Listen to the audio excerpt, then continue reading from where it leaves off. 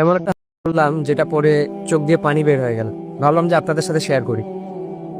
হযরত আবু বকর সিদ্দিক রাদিয়াল্লাহু তাআলা আনহু একদিন নামাজে দাঁড়িয়ে তিনি নামাজরত অবস্থায় কাঁদতেছিলেন।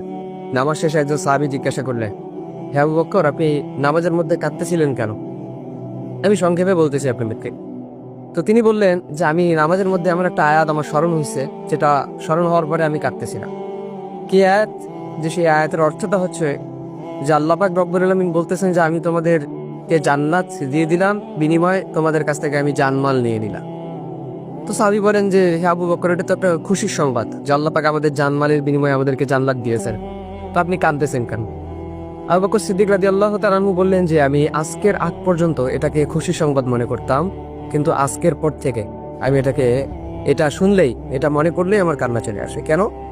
যে তুমি তো জানো আমার একটা কাপড়ের দোকান ছিল। আবু বকর সিদ্দিক রাদিয়াল্লাহু তাআলা আনহু বলতেছেন ওই কাপড়ের দোকানে কয়েকদিন আগে একজন মহিলা কাপড় নিয়ে গেছিল। তো হঠাৎ করে সে আজকে ফিরে আসছে কাপড় নিয়ে, এসে আমাকে বলতেছে যে তুমি তোমার কাপড় ফিরিয়ে নাও, আমার টাকা আমাকে ফেরত দিয়ে দাও। আবু বকর সিদ্দিক রাদিয়াল্লাহু তাআলা আনহু বললেন যে আপনি তো অনেক আগে কাপড় নিয়েছিলেন, এখন ফেরত দেওয়ার কারণ কি? ওই মহিলা বলতেছে তোমার কাপড় আমার পছন্দ হয়নি, এজন্য তুমি তোমার কাপড় তোমার কাছে রেখে দাও, আমার টাকা আমাকে ফেরত দাও।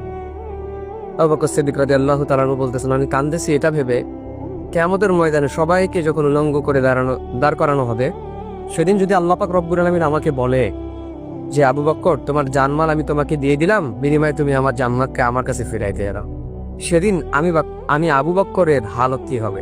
সেদিন তো আমার বড় ক্ষতি হয়ে যাবে, আমার তো কোনো কিছু করার থাকবে না সেদিন।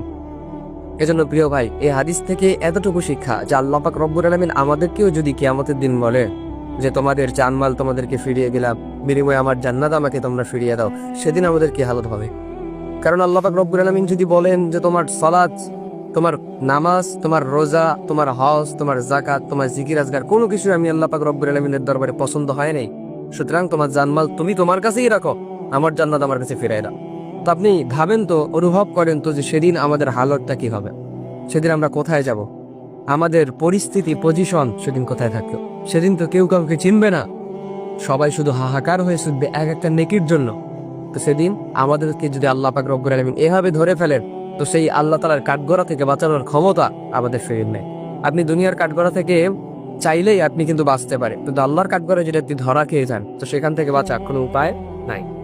এজন্য কোনো কাজ করলে, কোনো ইবাদত করলে মনোযোগের সাথে করতে হয়। সালাত, রোজা, হজ, যাকাত, জিকির আজগার যেটাই করি না কেন মনোযোগের সহকারে যেন আল্লাহ তাআলা কবুল করেন। আমার এই সালাত, আমার এই ইবাদতটা যেন আল্লাহ পাক রব্বুল আলামিন কবুল করে।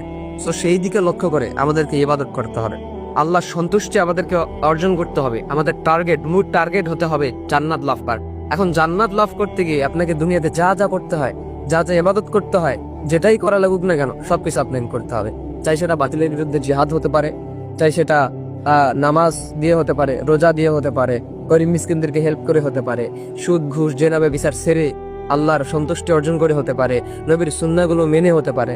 সো যেই দিক থেকে আপনার মনে হবে যে না আমি জান্নাতটা কামাই করতে পারবো, হাসিল করতে পারবো, সো সেই কাজগুলোই আমাদেরকে করতে হবে। তো আল্লাহ পাক আমাদের সেই কাজগুলো করার তৌফিক দেয়।